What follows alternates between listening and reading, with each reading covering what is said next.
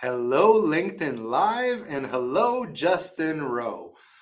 Everybody, will give you a couple of seconds to come in, and I'm just going to tell you that I'm excited today. I'm excited to learn from you, Justin. We're going to talk today about everything about LinkedIn ads and how you fit LinkedIn ads into your ecosystem of marketing, how efficient it is, how it looks. Justin, you're the founder of Impactable. You've had some exits, super interesting guy. Honestly, you're one of the guests that I've known the least, and I'm really looking forward to get to know you. Most of the guests I have are people that I've been more involved with. You have just been seeing from afar. But share with us a little bit about who you are, what you do, and then let's dive into LinkedIn ads. Yeah, just so you have the 30-second overview of why you should listen to this crazy guy. My name is Justin. I started a company called Lincoln Learn 5 or 6 years ago. I discovered the power of LinkedIn, how powerful the networking was. I created a LinkedIn lead generation agency, was my first foray into startup world, scaled to a million ARR with about 200 plus clients, and that agency was acquired. We then made a pretty strategic pivot into becoming a LinkedIn ads agency. I stayed on as minority owner and CEO, CMO. I am in love with marketing efficiency, marketing ecosystems. So not only have we scaled now to being a pretty visible player in the LinkedIn ad space, but I also just pride myself in being a well-rounded marketer that can speak to the other channels outside of LinkedIn and where we fit into the ecosystem. And we've recently acquired 2 other agencies this year. We now have about 80 staff, and I do believe we're one of the largest LinkedIn ads agencies out there. So our opinion on LinkedIn ads specifically might be relevant. I love that. So I've done my fair share of LinkedIn ads. I'm definitely not an expert at your level, but I feel like LinkedIn ads are so misunderstood. I feel like LinkedIn ads, people don't understand what they're there to do. People confuse them with other ads. And I've always believed in multi channel, multi effort. And I believe that LinkedIn ads have such a powerful role if you use it as an ecosystem. And I would love for you to share, where is the role of LinkedIn ads? How do you connect it to everything else? Because I think they're very powerful if used correctly. Yeah, I think the biggest criticism that LinkedIn ads usually gets is they're expensive. And my thought process around that just quickly is that typically that's a function of people wanting to run LinkedIn ads in a silo, so not part of the greater ecosystem. And also usually they get started with a paid search, SEO, Facebook ads, email marketing, or cold calling.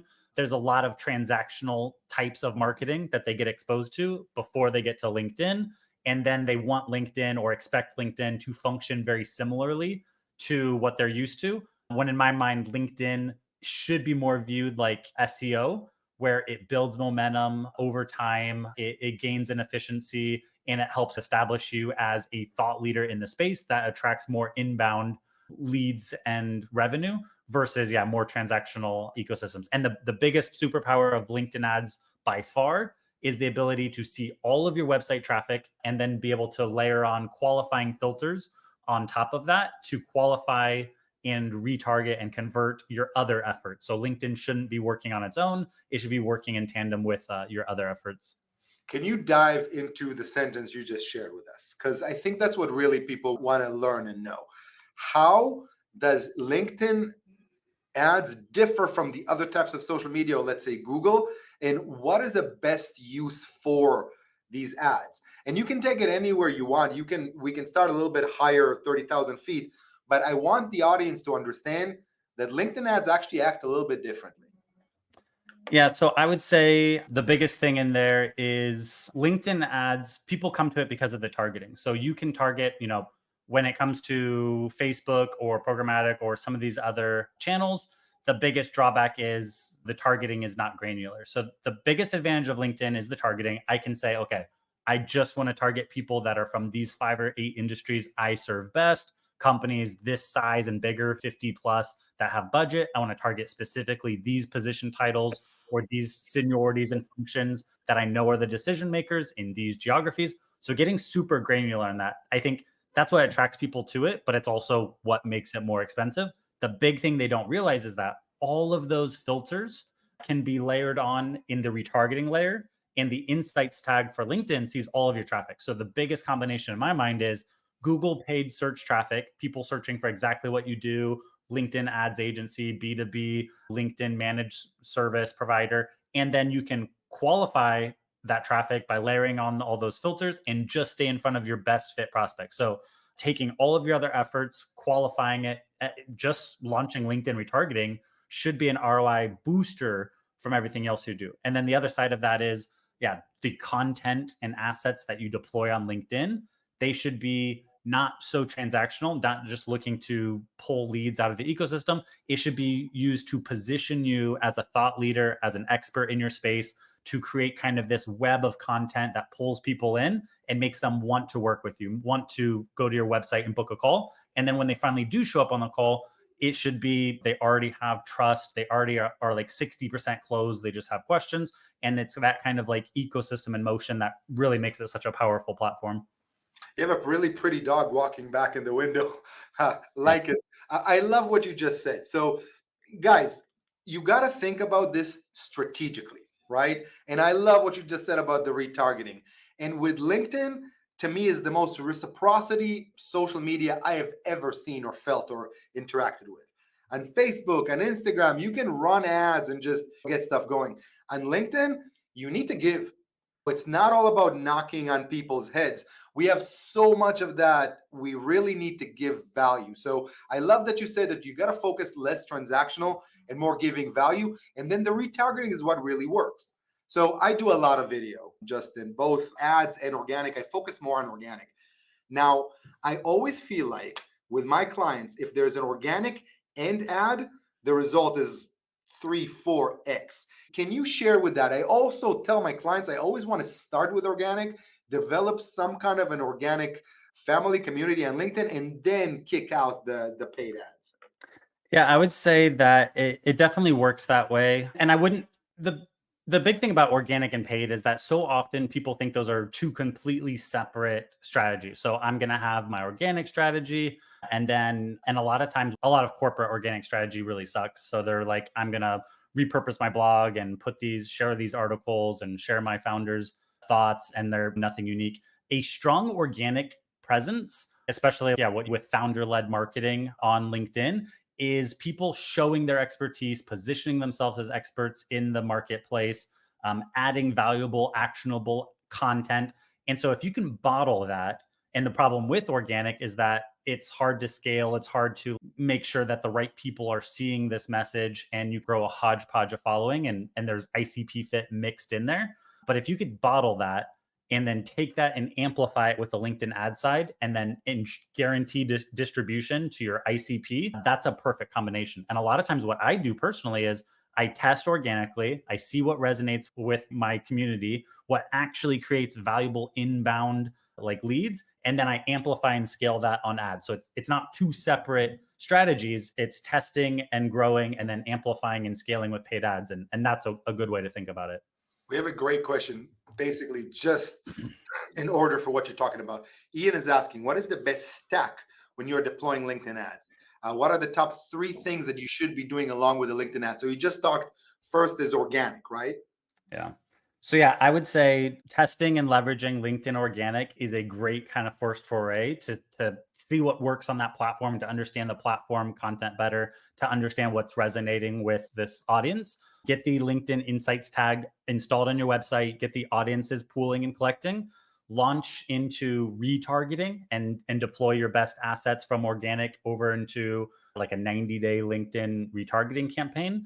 And a lot of those assets should be very similar. It should be show them the expertise, third-party validation. If you're a guest spot on a podcast or something, like this is great kind of assets and materials, internal communications with your team. But yeah, a basic kind of stack or maybe basic strategy would be test organically, set up your retargeting, amplify your best content into 90-day retargeting. And if you're doing LinkedIn video, which I highly recommend as well, you can actually then segment out really easily and say, okay, I have these videos running in my 90-day retargeting. Anyone who engages or watches 75% or more of one of the videos in here, I'm going to drop them something a little stronger CTA, maybe like a push to book a call or a downloadable asset and get their contact information. And so something a little more bottom of funnel to nudge the conversation. Whereas most of my middle of the funnel is just giving value, showing, positioning ourselves as experts, but you can set up additional little triggers to just nudge them in the right direction once you see those signals. I love that. Ian, what we do, and it's just we do it for us and for clients. So we use LinkedIn in a few ways. So definitely organic and definitely video. I'm gonna digress for just a second, Justin. Video, our brains are not as smart as we think. Okay, when we see each other on video, our brains thinks we're actually seeing each other, and it develops this recognition, and that's why we're putting ourselves in video all the time. So we do videos, we do these, right? Lives are a great thing. We have a newsletter that goes. So between the three organic pieces that we have running almost on a daily basis, which is organic post, our newsletter, and the lives, then bolstering that with an ad, and then making sure that you retarget the people that actually go through your funnels. That is really something that worked for us. Of course, you can do emails and all kinds of things, and we have AIs that does voice drops and all kinds of fun things, but you need to create coincidences in people's lives. Justin? Yeah, I like that idea of creating coincidences and like brand recall. If you're retargeting, one of the powerful things is your total addressable market that you're going after might be a pretty large group. So it would take a huge budget to saturate that group to ensure that all these people like know who you are. But once you get an initial action, like a website visit, a company page visit, video view, segmenting that little group, it doesn't take a ton of budget for you to then saturate that group. And I see that's where a huge power is. If you have a 2,000 or 3,000 group who's visited your website or your company page, to that group, you can very easily position yourself as an expert in your space, as the most visible expert in your space. And that's really powerful on LinkedIn. I love that. Guys, use other sources for the bigger stuff and use LinkedIn for the more precise things. And retargeting is so powerful. If somebody watched our video, came to our website, safe to assume he wants to talk to us. Justin? Yeah, I would say, yeah, if they take that kind of action, like actually visiting your website, that's something you shouldn't take lightly. And that's kind of permission to, yeah, saturate that group a little more and try to move that conversation a little more. And I love what you said, give value before you try to hit him on the head. Okay, everybody's trying to hit him on the head, give value. Hamad is asking, how do you measure the effectiveness of your LinkedIn ads campaign? Justin, this is a perfect question for you. So I would say with this one, I'm definitely not one of those marketers who are like afraid of attribution. I understand that it's hard to get a very clear answer, but my way of measuring kind of marketing efficiency or results is three-pronged. First, I fight really hard for channel attribution. So inside of LinkedIn, I set up conversion events for key things. First, leading indicators like key page views. Did they visit pricing page? Did they visit the contact us page? Did they visit, maybe there's another high value page? And then if they take action and actually book a call or submit the form, ideally, our friends from ecom, they forward you to a thank you page or a booked call confirmed page. And there's these little like checkpoint URLs. I would set those up as conversion events and track as much as you can. So in the channel, you should be able to show influence on key actions or on leads or booked calls. The second thing is for every new meeting that we get, we ask them a mandatory field. Where did you find us or how did you hear about us? So we get self-attribution.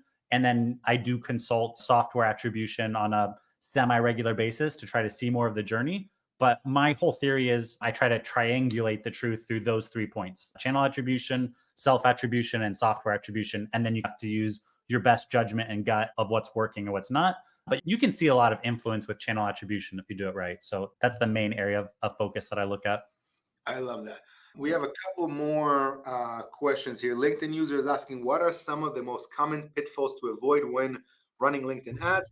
And how can your business effectively balance the positives and negatives to achieve best results? So the biggest, I think, pitfalls to avoid is some of the settings. So usually what we see is in-house teams or broad spectrum marketing agencies are handling a lot of these ad accounts. And these are smart guys, but what I've realized is that each channel of marketing is its own ocean of knowledge. So I have a lot of respect for people that go deep on paid search, deep on Facebook, deep on Reddit or Quora or other marketing channels. And there should be a level of respect for LinkedIn as well. The settings can really trip you up because they don't operate like Facebook. And audience expansion is a terrible idea usually. The LinkedIn audience network is usually lower quality traffic that pushes most of your budget off of the platform. Looking at the logic between an or when you're creating your targeting. One of the things that I found is it's much better to create more detailed targeting versus to overly rely on exclusions, because LinkedIn groups buckets of position titles together. There's people with multiple position titles or positions listed on their profile. There's people that volunteer to Red Cross, and LinkedIn doesn't know the difference between them being a volunteer of Red Cross or being an employee of a nonprofit. So excluding nonprofits is not as good as just including people in the industries you want to target. So a lot of nuances like that. The next big one is I can't tell you how many times I've seen people just not leveraging retargeting. So they get into LinkedIn and they launch very expensive motions in the cold layer. They're trying to saturate ABM in the cold layer, and they just never have any kind of retargeting framework, which I think is a massive miss. And then the third one is the type of asset that you run, in my mind, should follow more modern demand gen approach, where you're positioning yourself as an expert, you're giving valuable assets people want to consume that help build trust and change the conversation, versus just transactional lead gen forms and conversation ads and messaging ads that just seek to get people's emails so that you can send that to your sales team or an email drip. Putting out valuable web of content that draws people in and want to take action. I think that's some of the most powerful thing you can do on this platform specifically. Awesome. We have a very direct question, and I want to see what you think. How do I get clients for this gentleman? I guess does ads for Facebook and Instagram, and he's asking you, how do I get clients for Facebook ads and Instagram ads on LinkedIn? Interesting question. Would love to hear your thoughts. So the ideal scenario for this would be that you're serving B2B clients, because I feel like it would be a little harder to get Facebook clients when you mostly serve ecom, because that group of like ecom business owners that are going to want to run Facebook or Instagram ads is going to be harder to reach on LinkedIn. But so I'm going to assume for this one that you're a B2B service provider and you want to find Facebook and Instagram ad clients by running ads on LinkedIn. So the first I would say is, if you're doing anything else, so if you already have paid search going, you're running ads for a B2B Facebook agency or Instagram agency for these kind of industries, you're running organic, maybe you have SEO, you already have website traffic that you've attracted people to. So the first thing I would do is get your insights tag installed, be collecting that traffic into buckets, and start qualifying and retargeting that existing traffic, and then create kind of a web of assets that show people that you are the expert in your space, show them the results and examples of clients you've worked for with Facebook ads, the types of campaigns and results you've run, you being interviewed on other podcasts about your Facebook expertise. And so pretty much my playbook for how I get LinkedIn ads clients on LinkedIn would work really well for you to get Facebook ads clients on LinkedIn, because these are B2B business decision makers consuming your content. And basically you want to show them the power of Facebook, the results other people are getting, work in that FOMO so they feel like they're missing out by not running Facebook ads as part of their mix. And that should move the needle pretty heavily. And then on the other side, we could get into what group would you segment out cold targeting to grow your pipeline even more. But that would be the general idea of how I'd approach that. I love that. Another thing you should think about, Shifat, is basically try to showcase to them how using you in addition to what they're doing on LinkedIn is going to bolster them. So what I would do is I would put together a case study of how, hey, I know you love LinkedIn, but when you put LinkedIn and Engage together with Facebook and Instagram, you actually get whatever more results. I use Facebook and Instagram, not ads too much, but I use that even though 90% of everything that comes to me comes from LinkedIn. But I still use that to bolster. But loved your answer. We have another LinkedIn user. How do you effectively attribute conversion? In multi-touch point LinkedIn ad campaigns, especially when prospects engage across different content types? Great question.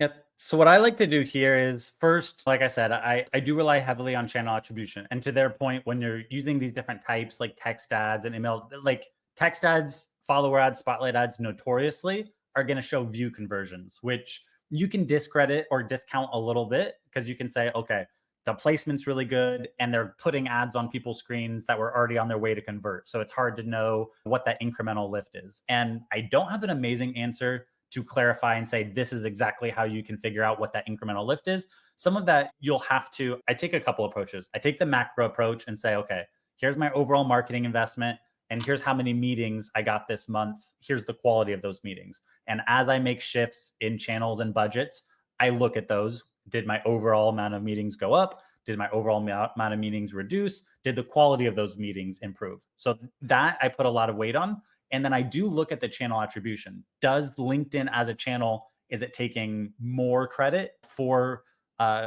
conversions? And I would put that in the category of influence. LinkedIn as a channel is trying to show its influence on conversion journey. And that's something to give some weight to. Sure, it's not the whole picture, but is it getting the placements? Is it showing more influence, and the calls are getting increased and the call quality is increasing?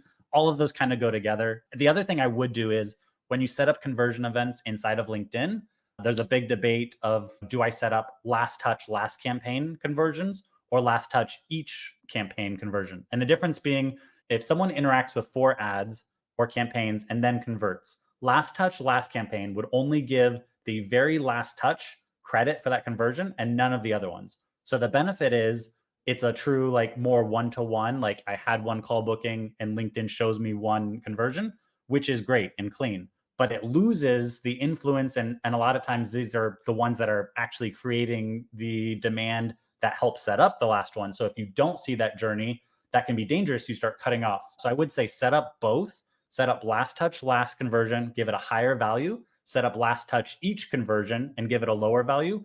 And you'll start to see more depth in your ad account of what's contributing to, like, final conversions, what's influencing that. And then again, you have to use your gut and the whole picture to triangulate the truth there. I love that. I think that's so valuable for the audience. We have a bunch more questions. Let's see. Yulia is asking, will LinkedIn algo actually work with The regular? granular, yeah, retargeting groups. So when you switch over to the paid side, I would say you're not necessarily relying on the algorithm as much. So you have the most granular retargeting you could get is an audience of 300. You need at least 300 people to segment into a retargeting group or to any kind of audience. And if you have a group that big, or small, I guess, 300, 500, 600, for $10, $15 a day, you can dominate that group. In fact, your 30-day frequency might be like 15 or 20, which might mean you actually want to put a ton of assets into that campaign and change the setting to rotate evenly, because then for that group, you can give them a pretty decent experience of 90-day content that they can see 15, 20, 25 assets over 90 days. And so I think that actually works really well for a small group. What you might find, though, is if you're not doing something actively to grow that audience, you'll hit diminishing returns pretty quickly. You'll saturate that group over 90 days with all of your awesome content. The people that are in market and are wanting to make a decision will make that decision. And then if you're not doing something to keep funneling more people into that audience to grow it, you'll see a pop of results from you saturating that group, and then you'll see diminishing results. So I would say, yes, you can definitely see great results from retargeting a very small audience. But if you don't do something to grow that and make it a continuous motion, then those results will dry up pretty quickly. Very quickly. It works, but it also dries up very quickly. Yeah. And a lot more questions. A LinkedIn user is asking us, what advanced strategies can you implement to overcome ad fatigue on LinkedIn? And how can you consistently refresh your messaging to maintain engagement with the same target audience over time? Question from Ryan Makutu of Melbar. Thank you, Ryan, and connect with us so you won't be a LinkedIn user.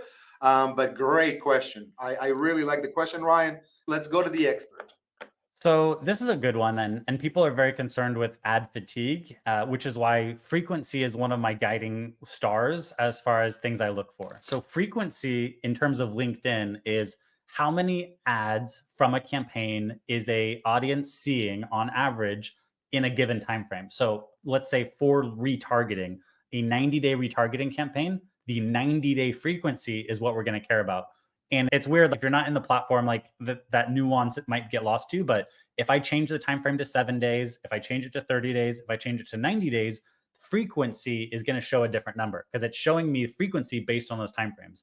But if I have a 90-day retargeting campaign, it's the 90-day frequency I'm most concerned with.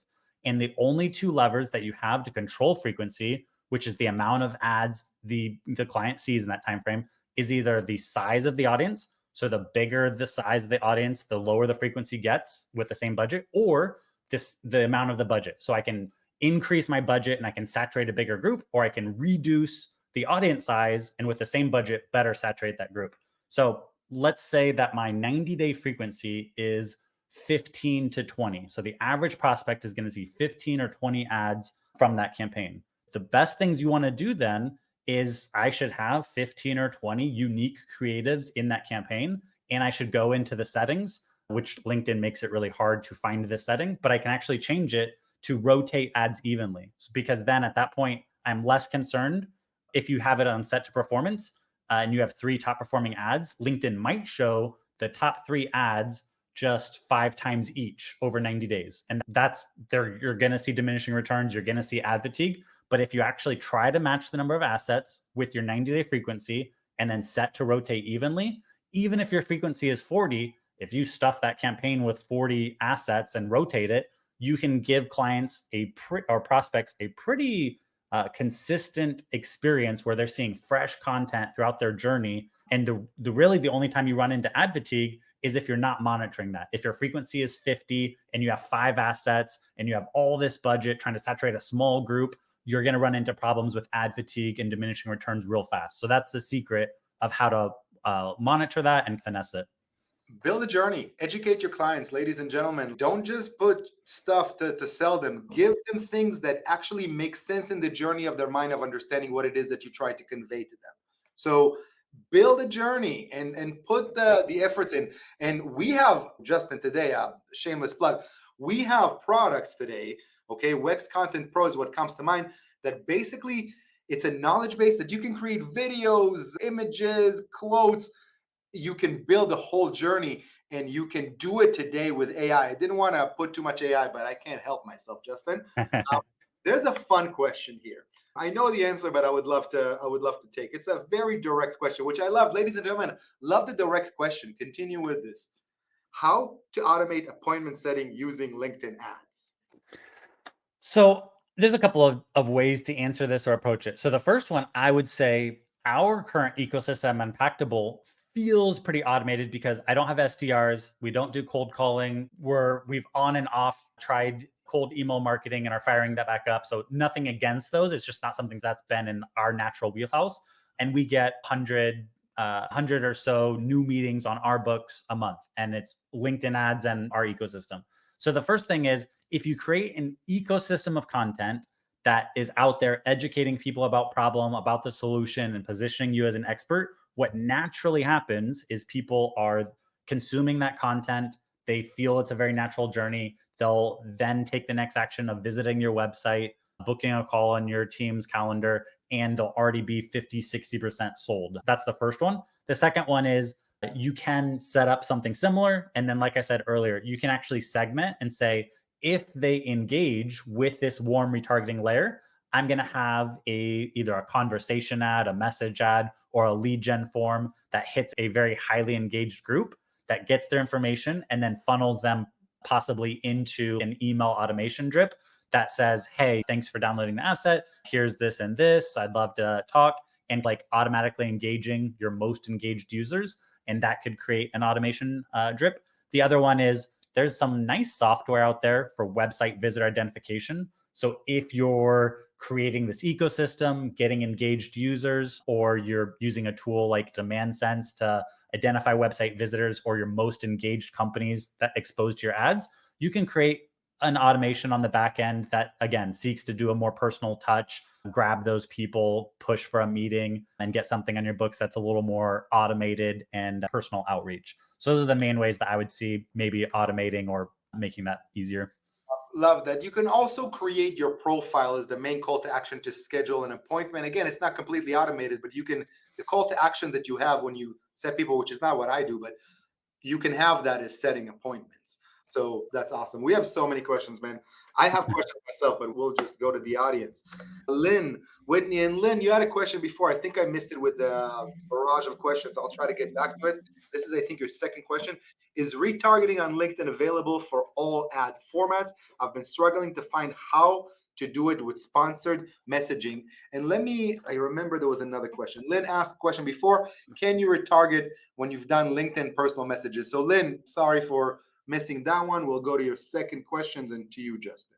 Yeah. So I would say that the two parts of that. At first, when I read it, I was thinking, can you use all of LinkedIn's ad formats in retargeting? Which yes, you can. But I think the other side of that is, can we retarget based on the interactions or activities of something like sponsored message? So that is a good question. And that there's a group of ads that doesn't allow for like direct retargeting. So they do have single image retargeting. They do have video watch percentage retargeting, company page visits, and website visits, but some of the ad formats do, and they have lead gen opened or submitted as retargetable audiences. But the ones that don't is, yeah, sponsored messaging.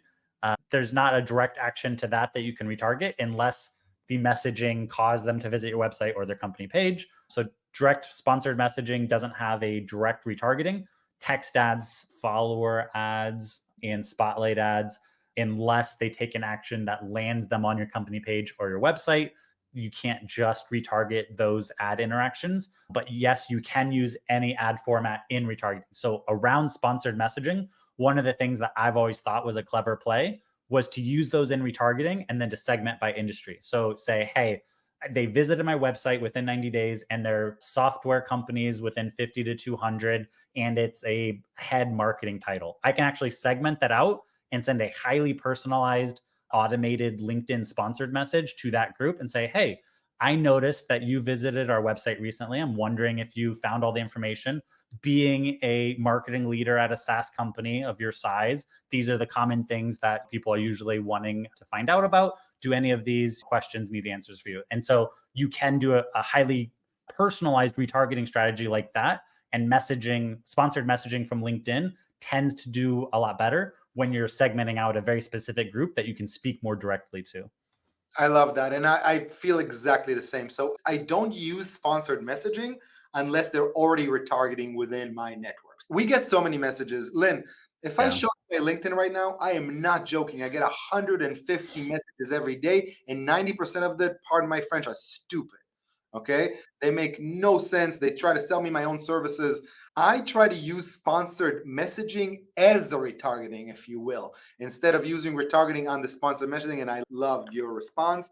Shifat is saying, thank you. You're so welcome, my friend. Miriella, I'm hoping I didn't butcher your name. Do you put up separate retargeting campaigns for website, video, image, ad, etc., or do you bulk them in the same campaign? Justin?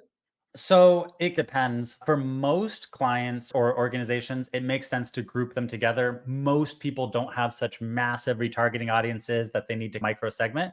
I have seen the need for that where their website is getting 40,000 visitors a month and they're spending $80,000 a month in LinkedIn ads. The need to do more segmentation in retargeting is there. But for most people, I would say your 90-day core retargeting campaign could be website visitors, company page visitors, single ad image interactions and video views, and just funnel them all in there. And then as that grows, like I said previously, the two big things you want to monitor is your level of saturation and frequency. So as that grows, I would look to refine that. And I might then prioritize. I might say 90-day website visitors, 30-day single ad image interactions, 30-day video views, and 60-day company page visitors. I would rank them in order of priority and say what LinkedIn considers a single image click, or especially on thought leaders, could be like on the weaker side. Whereas a website visit, I would say, is one of the strongest actions they could take. So I might mix the timeframes on those in order to get the right audience size that I think is best. I love that. Justin, I can barely ask you questions because everybody else is asking, but we'll just continue the barrage. Let's see here. Another LinkedIn user. I've already sent the connection request, Zev. Oh, that's Ryan. Thank you, bro. I will accept it as soon as we're off the live. Thank you for the wonderful answer. I've learned a lot. I've learned a lot too. Justin, you're amazing. Thank you, Ryan, and I'm looking forward to connect with you right after the show. Let's see, Hamad here. What frustrates you most about LinkedIn ads, and what improvements would you suggest? Can I take this before you go in the Go professional? ahead. Wow.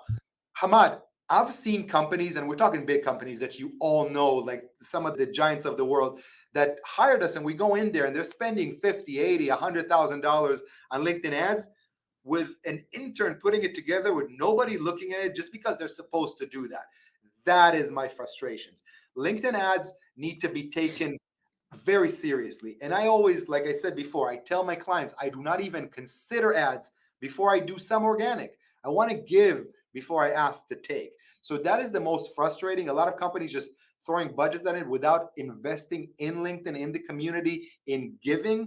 And the other one is a lot of companies just hiring some intern that did some Facebook ads in his last job. And that's the person that they're entrusting with this incredible wealth of power here on LinkedIn ads. So that's my frustration. Take it away, Justin. Very similar. We see the same thing. Is it's just not given the level of attention or kind of respect that this channel needs, or what I've come to find out each channel needs. And then the other thing that's frustrating about LinkedIn specifically is every platform does this. If you're into Google and paid search, you realize that a lot of the recommendations that the platform makes is designed to help you spend more money, not necessarily help you get better results.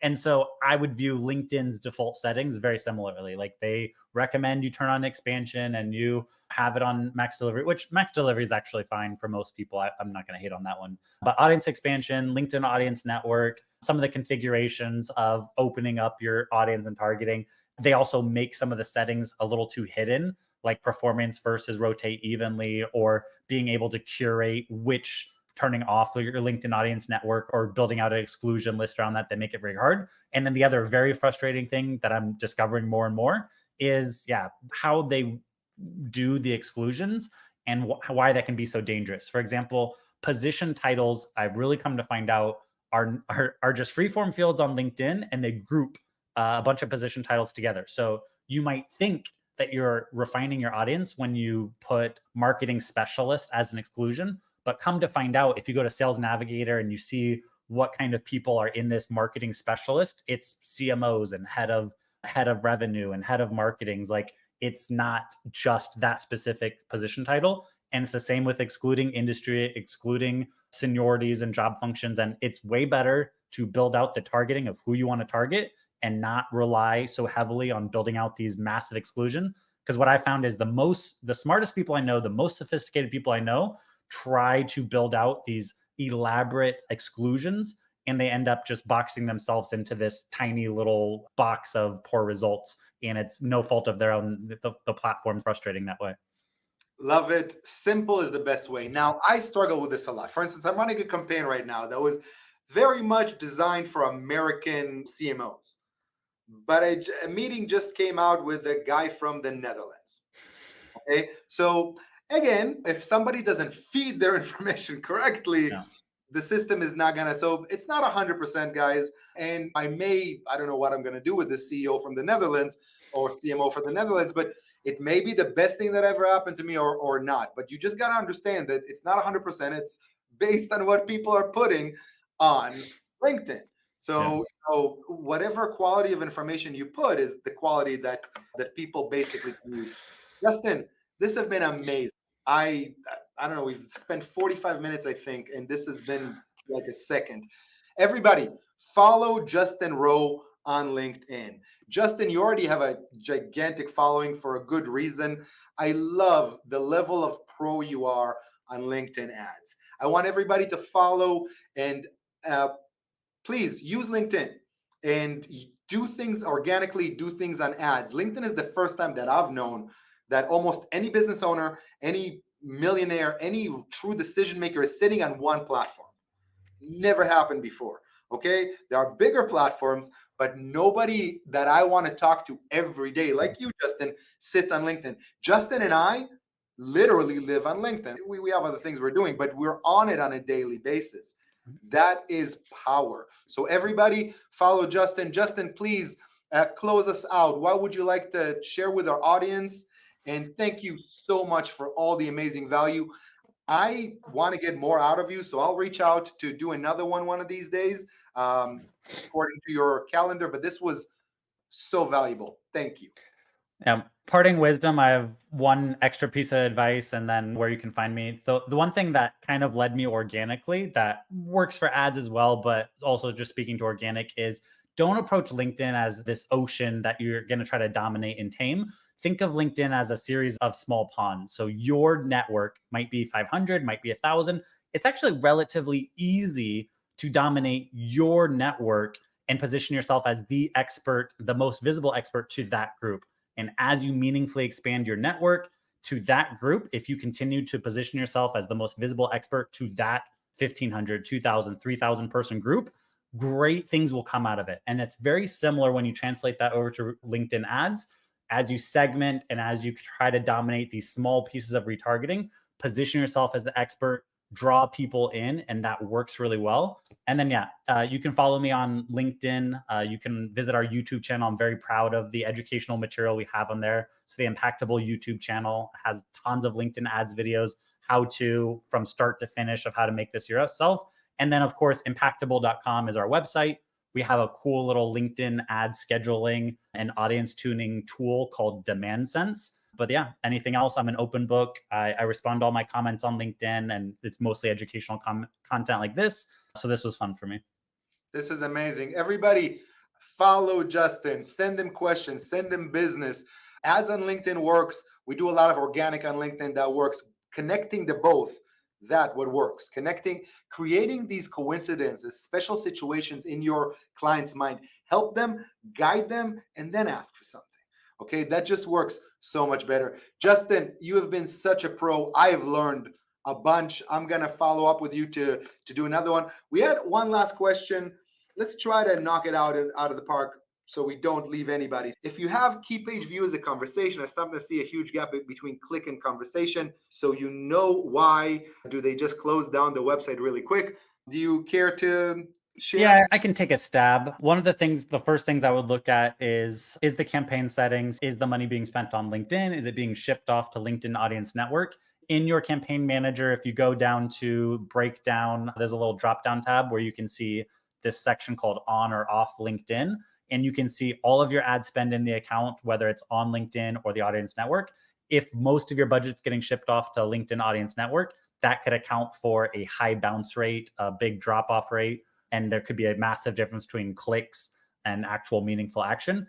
If it's on LinkedIn and the traffic is hitting your website, then next I would look at page load speed. If it's taking 10, 15, 20 seconds for the page to load, that could be a drop off. If you have access to your Google Analytics, you could try to look at the quality of the traffic coming from LinkedIn to see if it has a high bounce rate, what's going on there. Other than that, I'm going into like diagnostic mode. I would look at the targeting to make sure that it is a relevant audience. You didn't go expansion and it's just this terrible quality audience that's hitting your page, and so it's not relevant to them. If all those settings are right, if it's on LinkedIn, if the targeting is legit and you're sending them to your page, next I say, is the page the problem? Is it? So there's a whole series of foundational things. And then before it gets to, it's never as simple as target, ad, take meaningful action. There's a plethora of things that you need to diagnose to make sure that it's all working together. But that's the kind of thought process I would go through. You're just a pro. We can't stop getting value out of you, and we'll try to bring you again. Everybody follow Justin, and thank you very much. Justin, I know you're really busy, so I'll let you go. Thank you again, my friend. I appreciate it.